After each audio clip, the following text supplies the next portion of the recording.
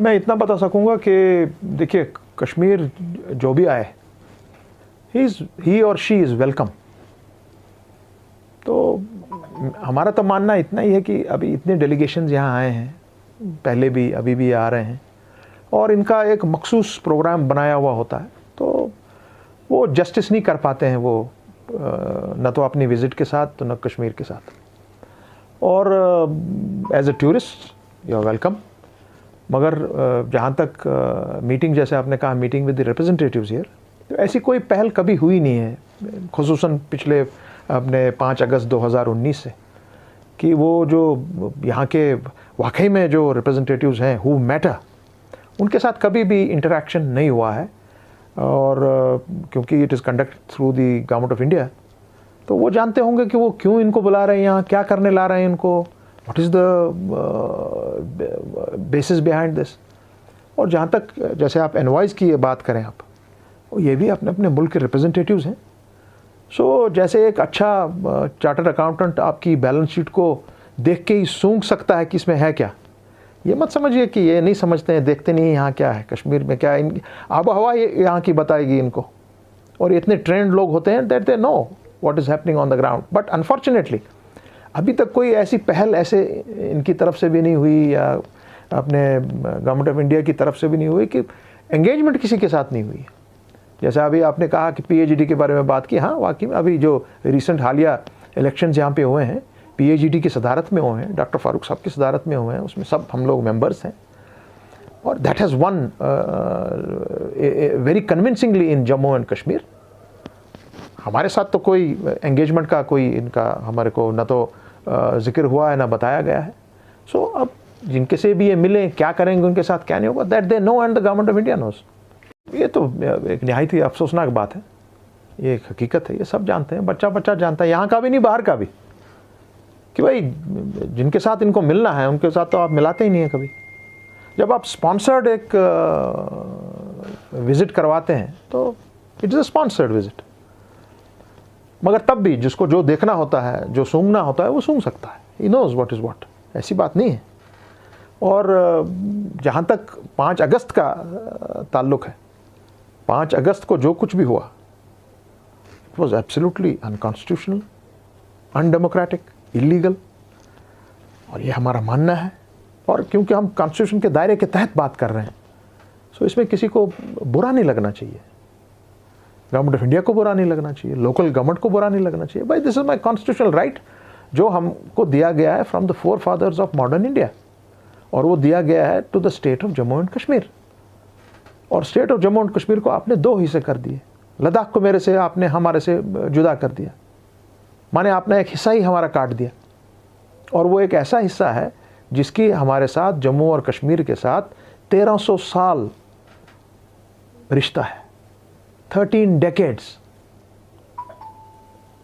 130 decade, 1300 क्यों, 300 से 13। जवाब देने की ज़रूरत ही नहीं है। Your actions tell it very loudly. The government of India itself is recognizing that yes, this is a matter, it is a matter of a dispute, this is an issue by such actions जो आप ये करते हैं।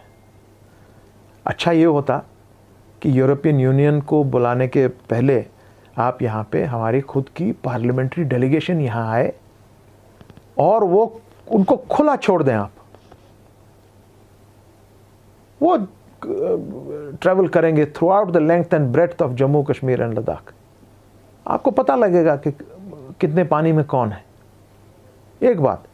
दूसरी बात जो बहुत ही अहम है, जैसे आज डेलीगेशन आया है यहाँ पर, आप देखिए बहुत जगहों पर जो मुझे बताया गया है, और वो 100% सही है, कितना अजाब लोगों को आप करते हैं, चलने नहीं देते हैं, निकलने नहीं देते हैं, कई जगहों पर निकलने नहीं देते हैं लोगों को, बाहर बंद कर रहे हैं। ये क्या बात है? इससे कोई मामला हल नहीं होता। इससे आप इसको ज़्यादा यहाँ एलिनेशन जो है पब्लिक की, उससे ज़्यादा होती है। There is a better way to handle the people here in Kashmir, better way to handle these delegations, better way to get these delegations meet with the right kind of people who matter. Otherwise, जैसे मैंने आपको कहा, tourism के लिए welcome everybody, all unions welcome, Kashmir welcomes you with open arms, come on, that's about it. माजरत के साथ बोलना चाहता हूँ अपने माननीय गृह मंत्री अमित शाह जी को, न तो 370 ख़त्म हुआ, न ख़त्म होगा, न 35 से ख़त्म हुआ, न होगा, ये जूं का तूं है। हाँ, अब उसको कुछ देर तक आप माने कालीन के नीचे रखने के में कामयाब होंगे, दैट्स अबाउट इट। ये एक कॉन्स्टिट्यूशनल गारंटी है भाई, constitutional guarantees don't finish by actions like this. ज़बरदस्ती से नहीं होगा भाई, आप प्यार मोहब्बत से बात करें, बातचीत करें। क्यों हमको यहाँ पर ये फौज और पुलिस और ये तारें और ये बंकर और ये सब कुछ किस लिए? 100, 150, 200, 250 करोड़ आपका पर दिन का खर्चा है। फिजिकल डिफिसिट आपका 9 पॉइंट कुछ पहुंच गया है भाई, वेयर इज द मनी?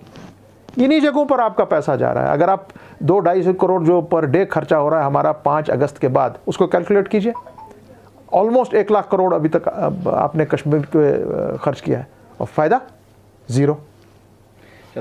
इनको ये कानून वापस लेना पड़ेगा, न जम्मू में कोई देगा न कश्मीर में देगा, और मैं तो दूंगा ही नहीं। अरे भाई, you owe me money. 70,000 80,000 crore आपने खसारा हमारा जो कराया 5 अगस्त की डिसीजन के बाद। मैं माननीय प्राइम मिनिस्टर से, माननीय गृह मंत्री से, as a citizen of this country, as a state subject of Jammu and Kashmir, भाई प्लीज पे दैट मनी टू अस। हमारे होटल वालों को, ट्रेड को, कॉमर्स को जो नुकसान है, और जम्मू में देखिए क्या हाल है होटल वालों का, टैक्सी वालों का। लद्दाख में देखिए पूरा टूरिज्म उनका ठप हो गया आफ्टर दिस, ये जो वहाँ पैंगोंग का मसला हुआ, वहाँ आप जा नहीं सकेंगे। अब वहाँ भी प्रॉब्लम पूरे टूरिज्म सेक्टर के साथ, जितनी उसकी अलाइड सेक्टर्स हैं। कश्मीर में तो है ही है, चाहे हाउस बोट वाला हो, टैक्सी वाला हो, ट्रेडर हो, कालीन वाला हो, आपके हैंडीक्राफ्ट्स वाला हो, होटल वाला हो। किस मुसीबत में हमको डाल दिया भाई आपने 5 अगस्त के बाद। इसके बाद बेटर है हम बैठिए भाई, let us sit down across the table, बैठो बात करो। आपको पार्लियामेंट में भी आपने, हमारे फारूक अब्दुल्ला साहब ने भी यही आपको बात की, भाई छोड़ दीजिए सवाल, ये चलिए बैठिए टेबल पे बैठिए, लेट अस टॉक, बात कीजिए, दैट वुड बी बेटर। आज तो पे तारीख हो ही नहीं रहा कुछ। अभी आपने 4G का ऐलान किया, 4G की आपने हमसे फीस वसूल की पूरे 1-1.5 साल, और दिया 2G भी नहीं दिया। हाँ, तो वो मेरे को पहले, मैं वही बोलना चाह रहा हूँ, हमको हाउस टैक्स देने से पहले आप हमको वो पैसा वापस दिला दीजिए जो हमने 4G का फीस यहाँ पे भरा है, और हमको 4G की सर्विसेज आपने नहीं दी। उसके बाद हम सोचेंगे हाउस टैक्स वगैरह के साथ क्या होगा। शाह साहब आपके साथ एक जानना, सुनो, अगर वो गुर्बत की बात यहाँ से, तो टैक्स तो उन पे लगाया जाता है जो बड़े लोग होते हैं। पता नहीं किस दुनिया में रह रहे हैं। कश्मीर इतना तकलीफ से गुजरने के बावजूद, रोज़मर्रा जो तकलीफ़ें हमें हैं, टूरिज़म सेक्टर हमारा ख़त्म करके छोड़ दिया है। हमारे हॉर्टिकल्चर सेक्टर में जो हमारा ये क्या कहते हैं, एप्पल की जो सिचुएशन है, वो निहायत ही बहुत बुरे दौर से चल रहा है इस वक्त। माने वो हमारी रीढ़ की हड्डी है, टूरिज़म एंड आवर फ्रूट। ये उसके बावजूद भी, कल मैं आपको बता दूं, मैं कल यहाँ से गया बारामूला, रफ़ियाबाद, यहाँ से लेकर वहाँ तक मुझे एक पल की ये जगह नहीं मिली कि कहीं मैं गाड़ी को ना देखूं। एक गाड़ी, इतना ट्रैफिक है। तो आप अगर ये डेवलपमेंट नहीं है तो फिर क्या है? चलने को जगह नहीं है तो वो डेवलपमेंट नहीं है। सड़कें, हमारा जो जाल बिछा हुआ है तालीम का, हेल्थ का, इंफ्रास्ट्रक्चर का जाल बिछा हुआ है चारों तरफ, क्या बात करते हैं आप? और यहाँ की मैं बता रहा हूँ, इतने तकलीफ के बावजूद, जो 89 से खुसूसन आज तक, उसके बावजूद भी Jammu Kashmir is much better developed than most of the states in the country.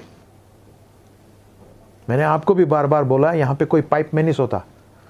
यहाँ हर किसी के पास अपना छत है, अपना घर है, कोई भूखा नहीं मरता। यहाँ पर आप बेगर्स नहीं देखेंगे। अब शुरू हो गए यहाँ पर बाहर से बेगर्स आ रहे हैं। यहाँ पे पहले आप हार्डली एक साल में एक आदमी को देख लेते, पता नहीं उसको क्या बेचारे को या बेचारी को बात होती होगी, वो निकलते, नहीं तो कोई नहीं। We are much better off than the other states in the country even today. इसलिए मेरा दोबारा मैं आपको कहूँगा, भाई हमारे 70,000 करोड़ वापस दीजिए प्लीज़, हमको अपना काम करने दीजिए, अच्छे आदमियों से एंगेज कीजिए जो यहाँ का कुछ कर सकते हैं। आप लाइए जितने भी यूनियंस लाने हैं, पार्लियामेंट्री डेलीगेशंस को लाइए, और कश्मीर के मामले को आपको हल करना पड़ेगा।